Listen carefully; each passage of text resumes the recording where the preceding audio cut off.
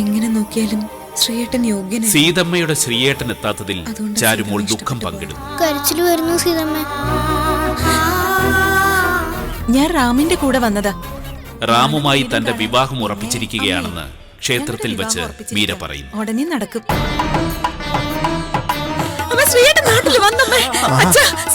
രാമൻ വന്നതിന്റെ സന്തോഷത്തിൽ വീട്ടിൽ നിന്നും സീത ഇറങ്ങി ഓടി. ശ്രീയേട്ടനൊപ്പം ഒരു കൂട്ടുകാരിയും വന്നത് സീത അറിയുന്നു. ആ പെൺകുട്ടി രാമന്റെ പ്രതിശ്രുത വധുവാണെന്നറിഞ്ഞ സീത തകർന്നു. ഞങ്ങളുടെ കല്യാണം ഉടനെ നടക്കുമെന്ന്. തുടർന്ന് കാണുക. നമ്മുടെ ഭാഗത്തെ തെറ്റ് നമ്മൾ മറക്കുന്നത് ശരിയല്ലല്ലോ കുമാരേട്ട. ശരിക്കും പറഞ്ഞ അടിച്ചോടിച്ചില്ലേ? പക്ഷെ പലതരം വാക്കുകൾ കൊണ്ടും പ്രവൃത്തികൾ കൊണ്ടും ഞാനും ശ്രീയേട്ടന്റെ അമ്മയും നോവിച്ചു വിടുകയായിരുന്നു ശ്രീയേട്ടനെ. അറിയാലോ. ആ തെറ്റിന് ഇങ്ങനെയും ശിക്ഷിക്കണോ സീത?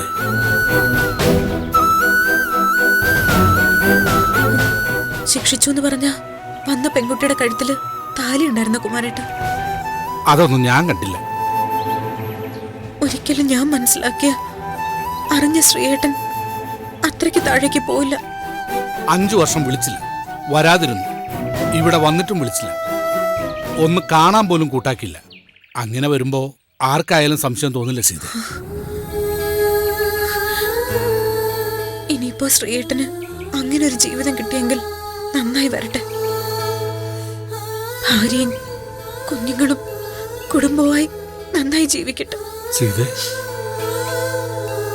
അല്ലെങ്കിൽ ഞാൻ ഇടയ്ക്കിടയ്ക്ക് ശ്രീയേട്ടനോട് പറയുമായിരുന്നു, ശ്രീയേട്ടൻ കാത്തിരിക്കേണ്ട, നല്ലൊരു അവസരം വന്ന മറ്റൊരു ബന്ധത്തിലേക്ക് പൊയ്ക്കൊള്ളണമെന്ന്. അപ്പോഴൊന്നും ശ്രീയേട്ടൻ അങ്ങനെ ചെയ്തില്ല. പിന്നെ എല്ലാത്തിനും ഒരു പരിധിയുണ്ടല്ലോ. അത് വിട്ടുകഴിഞ്ഞ നമ്മൾ മനുഷ്യർ എന്ത് ചെയ്യും എന്നുവെച്ച് ശ്രീയേട്ടനോട് ഒരു വിരോധവും ഇല്ല, പരിഭവവും ഇല്ല. ഇന്നും എന്റെ ശ്രീയേട്ടന് വേണ്ടി ഞാൻ ആത്മാർത്ഥമായി പ്രാർത്ഥിക്കുകയുള്ളൂ.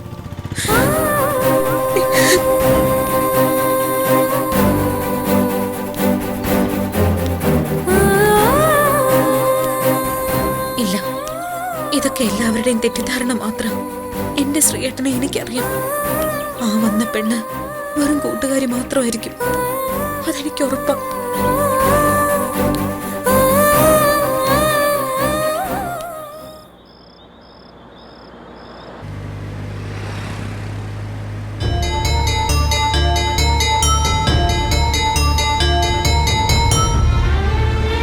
തിരിച്ചുള്ള യാത്രയിൽ ഇതുവരെ ഒന്നും മിണ്ടിയില്ലല്ലോ റാം. എന്ത് മിണ്ടാനാ? എങ്കിലും ഇങ്ങനെ യാത്ര ചെയ്യുന്നത് ബോറിംഗ് അല്ലേ? നാട്ടിൽ നിന്ന് യാത്രയായപ്പോ മൊത്തത്തിലൊരു വിഷമം പോലെ. സീതയെ കാണാത്ത സങ്കടമാണോ? ഇനിയെങ്കിലും പറഞ്ഞൂടെ സീത റാമിന്റെ ആരാണെന്ന്? നീ ഒന്നും മിണ്ടാതിരിക്കും മീര. മറ്റുള്ളവരുടെ മൂഡ് മനസ്സിലാക്ക. ഇനിയും ഉണ്ട് കിലോമീറ്റർ ഒരുപാട്. അതിനിടയിലും ഈ മൂകതയാണെങ്കിൽ അതിലും നല്ലത് ഇവിടെ ഇറങ്ങിയിട്ട് ഏതെങ്കിലും ബസ് കയറി പോകുന്നതാ.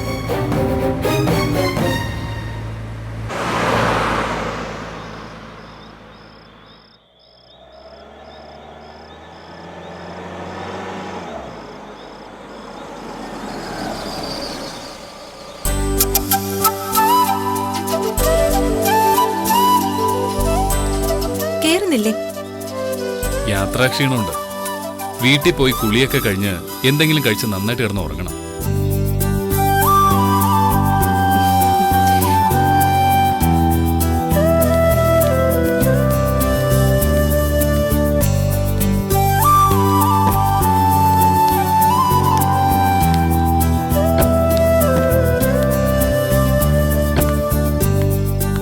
യാത്രയൊക്കെ സുഖമായിരുന്നോ? കുഴപ്പമില്ലായിരുന്നു.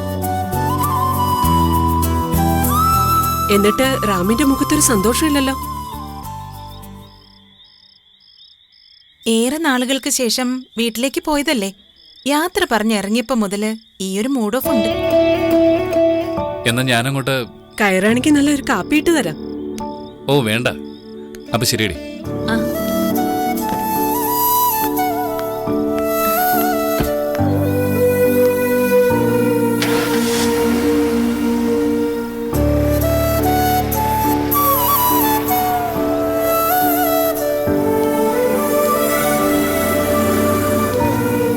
പോയിട്ട് വന്നപ്പോ കുറച്ചുകൂടി ആത്മവിശ്വാസം തോന്നുന്നുണ്ടോ? എന്ന് പറഞ്ഞൂടാ. എങ്കിലും മാക്സിമം തെറ്റിദ്ധാരണ ഉണ്ടാക്കിയിട്ടാ ഞാൻ അവിടുന്ന് പോകുന്നത്. ആരെങ്കിലും റാമിന് വേണ്ടി കാത്തിരിക്കുന്നുണ്ടെങ്കിൽ അവരെ എല്ലാം നിരാശപ്പെടുത്തുന്ന രീതിയിലാ ഞാൻ ഓരോന്ന് പ്രചരിപ്പിച്ചത്. റാമിന്റെ അമ്മ ഏതായാലും എന്നെ മരുമകളായി കണ്ടുകഴിഞ്ഞു. യാത്രക്കിടയിൽ മോളുടെ ഇഷ്ടത്തെക്കുറിച്ച് റാമിനോട് പറഞ്ഞോ? അതിനുള്ള സാവകാശം കിട്ടിയില്ല. അങ്ങനെയൊരു ടോപ്പിക് സംസാരിക്കേണ്ട സാഹചര്യവും വന്നിട്ടില്ല. റാമിന്റെ മനസ്സിലൊരു സ്പാർക്കുണ്ട്. അത് എന്നെക്കുറിച്ച് ഓർത്തിട്ടല്ല, മറ്റൊന്നാ. വൈകാതെ എന്തെങ്കിലും കരടുണ്ടെങ്കിൽ അത് എടുത്തു കളയണം. ഞാൻ കരുതിയത് യാത്ര കഴിഞ്ഞു വരുമ്പോ അടുത്ത് തന്നെ ഒരു ഡേറ്റ് ഫിക്സ് ചെയ്യണമെന്നാ. നിന്റെ മനസ്സിലുള്ളത് തുറന്നു പറയും, റാമും മനസ്സ് തുറക്കും. പിന്നൊരു മുഹൂർത്തം കണ്ടെത്തിയാൽ മതിയല്ലോ. അതിന് വിഷമിക്കണ്ടമ്മേ. എന്റെ വിവാഹം, ആ സ്വപ്നം നടക്കും. ഞാനൊരു കുടുംബമായി ജീവിക്കുന്നത് കാണാനും പറ്റും.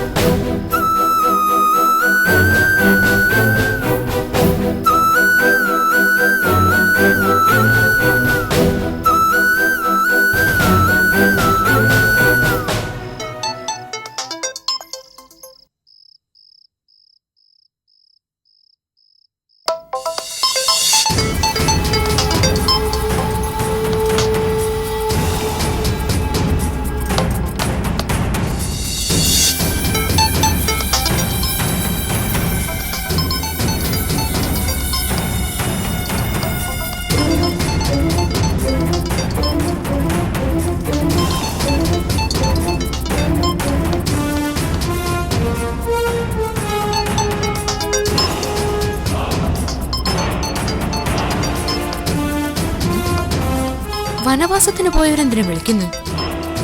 നാട്ടിൽ വന്നിട്ടും നായികയെ കണ്ടില്ലല്ലോ. എന്നിട്ടിപ്പോ എല്ലാം കഴിഞ്ഞിട്ട് വിളിക്കുവാ. ഇതുവരെ വിളിച്ചപ്പോഴൊന്നും എടുത്തില്ലല്ലോ. ഇനി അവളും എടുക്കണ്ട.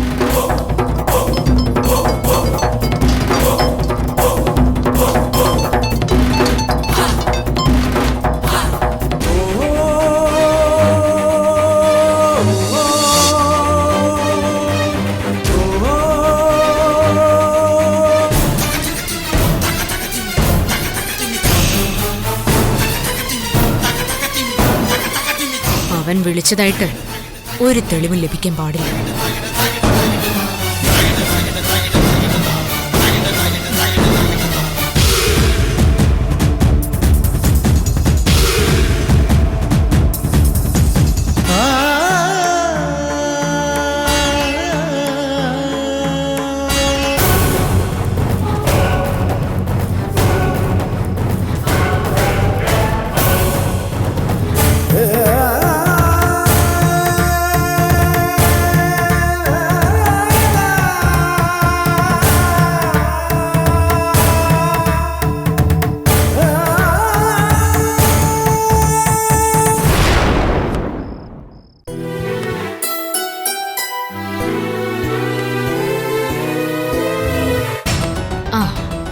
ഈ രാമേട്ടൻ എന്താ ഇങ്ങനെ ആയി പോയെന്നാ ഞാൻ ആലോചിക്കുന്നേ. ഞാൻ സീതേച്ചിക്ക് വേണ്ടി പ്രാർത്ഥിച്ചു എന്ന് പറഞ്ഞാ സീതേച്ചി വിശ്വസിക്കില്ല. പക്ഷെ സീതേച്ചി എന്തുമാത്രം പ്രാർത്ഥിച്ചതാ, മറ്റുള്ളവരും അങ്ങനെ തന്നെ. എന്നിട്ടും ദൈവം കനിഞ്ഞില്ല. അതെന്റെ വിധിയായിരിക്കും. എന്നാലും ഇങ്ങനെയുണ്ട് ഒരു വിധി. ആ വിധിയിൽ നിനക്ക് അത്ര വലിയ സങ്കടമൊന്നുമില്ലെന്ന് എനിക്കറിയാം. അത്രയ്ക്ക് മനുഷ്യത്വം മരവിച്ച ആളൊന്നും അല്ല സീതേച്ചി ഞാൻ. വിവാഹപ്രായം എത്തിയ ഒരു പെണ്ണിന്റെ എല്ലാ വികാര വിചാരങ്ങളും തിരിച്ചറിയാവുന്ന പെണ്ണാ. ഇതിപ്പോ ചേച്ചിയുടെ കാര്യത്തിൽ വിവാഹപ്രായം കഴിഞ്ഞു പോവല്ലേ. ഈ വാശിക്ക് സീതേച്ചി വേറെ കല്യാണം കഴിക്കുക ചെയ്യേണ്ടത്. ഇത്രയും കാലം തോന്നാത്തത് ഇനി എന്തായാലും തോന്നാൻ പോകുന്നില്ല. തോന്നല്ലേ ഭഗവാന്. പിന്നെ ജീവിതകാലം മുഴുവൻ ഇങ്ങനെ നിൽക്കാനാണോ പരിപാടി? എനിക്ക് ഈ വീട്ടിലുള്ളവരെ എല്ലാം തിരിച്ചറിയാം. ഞാൻ കല്യാണം കഴിക്കാൻ ആഗ്രഹിക്കുന്നവരുണ്ടോ എന്നും ഇല്ലെന്നും ഒക്കെ എനിക്ക് നല്ല ബോധ്യമുണ്ട്. അതുകൊണ്ട് കൂടുതൽ സംസാരമൊന്നും വേണ്ട. എന്നാലും രാമേട്ടനൊന്ന് വിളിക്കെങ്കിലും ചെയ്യായിരുന്നു. ഒരു ഫോൺ കോളേ അതും ഉണ്ടായില്ലല്ലോ. ചിലപ്പോ ശ്രീയേട്ടൻ എന്നെ മറന്നിട്ടുണ്ടാവും. എന്താ പോരെ? ഹാ, പിന്നെ കണ്ണി ചോരയില്ലാത്ത ആണുങ്ങൾ ഉണ്ടായ എന്ത് ചെയ്യാനാ?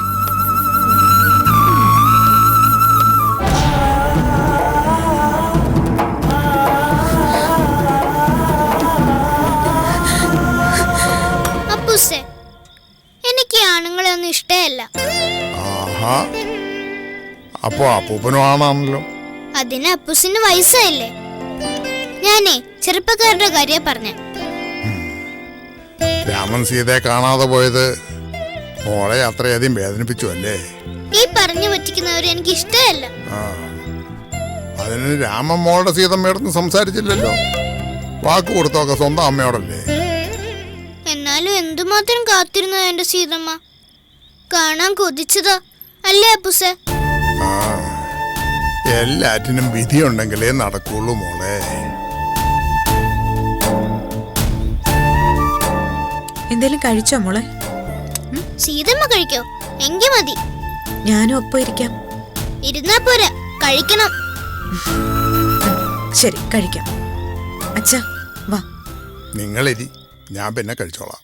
എല്ലാ സന്തോഷവും പോയി അല്ലേ സീതമ്മ? ഇതൊക്കെ സീതമ്മയ്ക്കിപ്പോ ശീലായി പോയി. ഇത്തിരി സന്തോഷം, ഒത്തിരി സങ്കടം. അതാ സീതമ്മയുടെ ഇതുവരെയുള്ള ജീവിതം. മോള് വാ, കഴിക്കാം.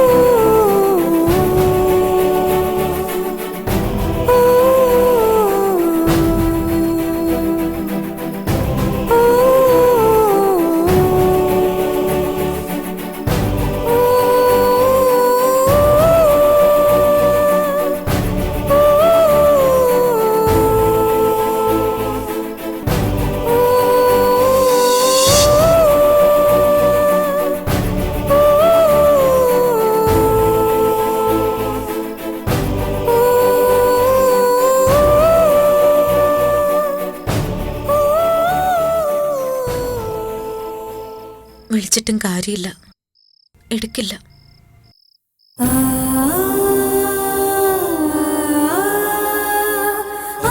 നാട്ടിൽ പോയിട്ട് വിളിച്ചില്ല, കാണാൻ പോയില്ല, പിന്നെ എടുക്കൂ.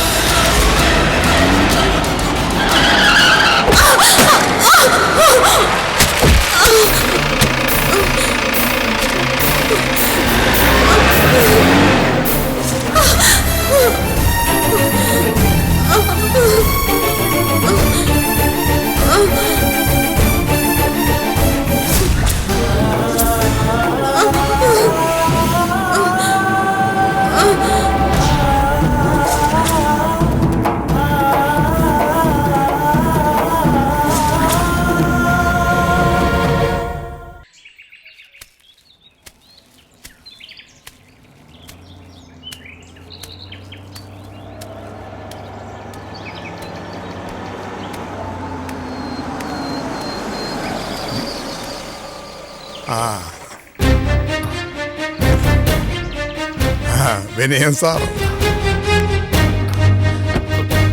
ഒരു വിവരം പറയാൻ വേണ്ടി ഞാൻ അങ്ങോട്ട് വരായിരുന്നു. എന്തോ കുഴപ്പമുണ്ടല്ലോ സാറിന്റെ മുഖം കണ്ടിട്ട്. അറിയാലോ, ശത്രുക്കളെ സമ്പാദിക്കുന്ന സ്വഭാവ സീതയുടേത്.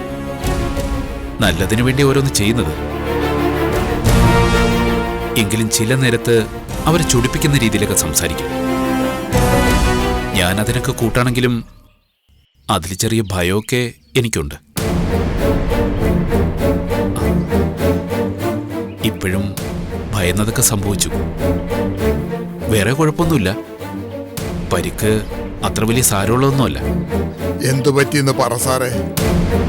സീത റോഡരികിലൂടെ പോകുമ്പോ പിന്നാലെ പാഞ്ഞു വന്ന വണ്ടി ഒന്ന് തട്ടി. അയ്യോ എന്റെ ഭഗവാനെ. സാരമാക്കാനൊന്നുമില്ല. നെറ്റി ചെറുതായി പൊട്ടി, കുറച്ച് ബ്ലഡ് പോയി, അത്രേ ഉള്ളൂ. രാമൻ വന്ന് കാണാതെ പോയതിലുള്ള സങ്കടത്തിലായിരുന്നു എന്റെ കുഞ്ഞ്. ചിലപ്പോ ഈ ആക്സിഡന്റ് മനഃപൂർവ്വം ഉണ്ടാക്കിയതായിരിക്കില്ല. ശ്രദ്ധ തെറ്റി നടന്ന സീതയ്ക്ക് വന്ന പിഴവായിരിക്കും. എങ്കിലും രാജേന്ദ്രൻ എന്ന കോൺട്രാക്ടറോട് 4-5 ദിവസം മുമ്പ് സീത ഉടക്കിയിരുന്നു. അയാളിൽ നിന്ന് ഭീഷണി ഉണ്ടായിരുന്നു. അതായിരിക്കും അപകട കാരണമെന്നാ എനിക്ക് ആദ്യം തോന്നിയത്. എന്നിട്ട് എന്റെ മോളിപ്പോ എവിടെ ഉണ്ട്? വലിയ പരിക്കൊന്നുമില്ലാത്തതുകൊണ്ട് ഇവിടെ അടുത്തൊരു ക്ലിനിക്കില്ല, ദേവി ക്ലിനിക്ക്. ആ ചേട്ടൻ കയറി, ഞാൻ അങ്ങോട്ട് ഡ്രോപ്പ് ചെയ്യാം. സാറേ, എന്റെ മോക്ക് കൂടുതലായിട്ട് എന്തെങ്കിലും? ഓ ഒന്നുമില്ലെന്നേ, നിസ്സാര പരിക്കേ ഉള്ളൂ. മിക്കവാറും ഇന്നോ നാളെയോ തന്നെ അവിടുന്ന് ഡിസ്ചാർജ് ആവും. സമയദോഷാണല്ലോ സാറേ. സംഭവിക്കുന്നത് മുഴുവൻ സംഭവിക്കാൻ പാടില്ലാത്ത കാര്യങ്ങളാണല്ലോ. ഏതായാലും ചേട്ടൻ വാ. രാമൻ വന്നപ്പോ കൂടെ ഒരു പെണ്ണുണ്ടായിരുന്നു അറിഞ്ഞ പിന്നെ എന്റെ മോള് ശരിക്കും ഉറങ്ങിയിട്ട് പോലുമില്ല, ഒന്നും കഴിച്ചിട്ടുമില്ല. എന്തിനാണോ എന്തോ എല്ലാവർക്കും ഉപകാരം ചെയ്ത് ജീവിക്കുന്നവളെ ദൈവങ്ങൾ ഇങ്ങനെയിട്ട് ശിക്ഷിക്കുന്നത്.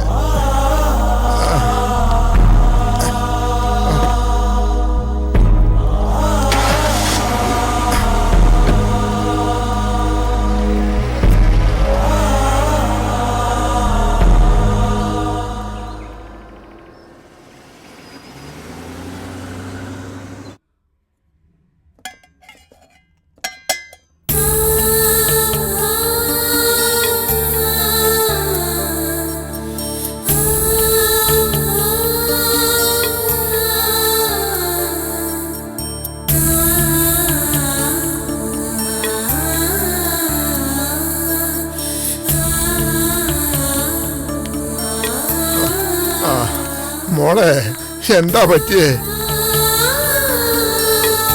ഞാൻ പറഞ്ഞതല്ലേ വിനയൻ സാറിനോട് വീട്ടിലാരെ അറിയിക്കരുതെന്ന്.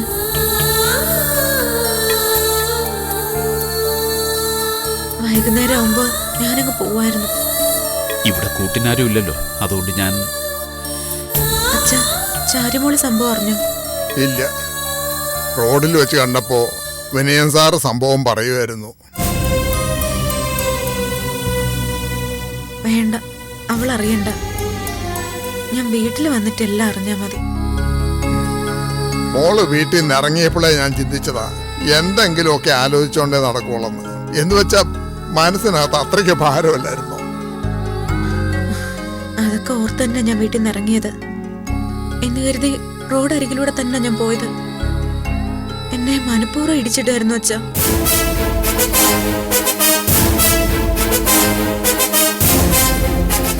കൊല്ലാനല്ല എന്നുള്ള കാര്യം വ്യക്തമാ. ഒന്ന് ഭയപ്പെടുത്താൻ വേണ്ടി ചെയ്തത്.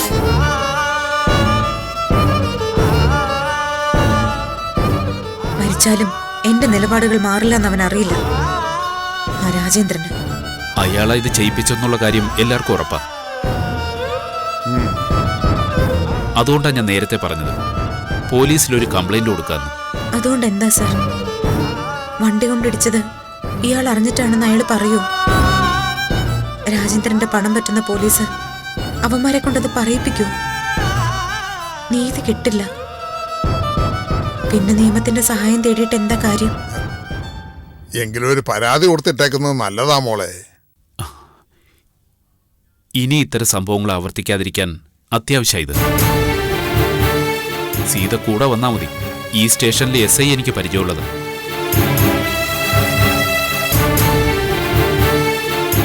ശരി, എന്തെങ്കിലും കാര്യമുണ്ടെങ്കിൽ വിളിക്കാൻ മറക്കണ്ട. ആ മോക്ക് ഇനി എന്നാ മോളെ ഒരു നല്ല കാലം വരുന്നേ? കാലത്തെ പഴിക്കുന്നില്ല. നല്ലൊരു മോളെ ദൈവം എനിക്ക് തന്നിട്ടില്ല അച്ഛാ. കാഴ്ചയില്ലെങ്കിലും എല്ലാം കാണുന്ന, എല്ലാം അറിയുന്ന ഒരു മോളെ. അത് മതി എനിക്ക്. അവളെ ഒത്ത് ഇനി അങ്ങോട്ട് ജീവിച്ചു പൊയ്ക്കോളാം. അച്ഛാ, പറയല്ലേ, ഈ വിവരം അവളെ അറിയിക്കല്ലേ? കൂടെ കൂടെ അതെന്നെ ഓർമ്മിപ്പിക്കണ്ട മോളെ. എനിക്കറിയാം ചാരുമോൾ ഇതറിഞ്ഞാൽ അവക്കിത് സഹിക്കാനാവില്ലെന്ന്. എങ്കിലും ഇന്ന് മോക്ക് വരാൻ പറ്റിയില്ലെങ്കിൽ അത് പ്രശ്നമാണ്. മോള് കരഞ്ഞോണ്ട് വീട്ടിൽ നിന്ന് ഇറങ്ങിയത് അവക്കറിയാം. അതിടയ്ക്കിടയ്ക്ക് പറയുന്നുണ്ടായിരുന്നു. അത് ഇന്ന് വൈകുന്നേരം തന്നെ ഞാൻ ഡിസ്ചാർജ് വാങ്ങിക്കും. ആവശ്യതയുണ്ടെങ്കിൽ ഒരു ദിവസം കൂടെ കഴിഞ്ഞിട്ട് വന്നാ മതി മോളെ. തല പൊട്ടിയതല്ലേ, അതിന്റെ ഒരു ഭാരമുണ്ട്, അത്രേ ഉള്ളൂ.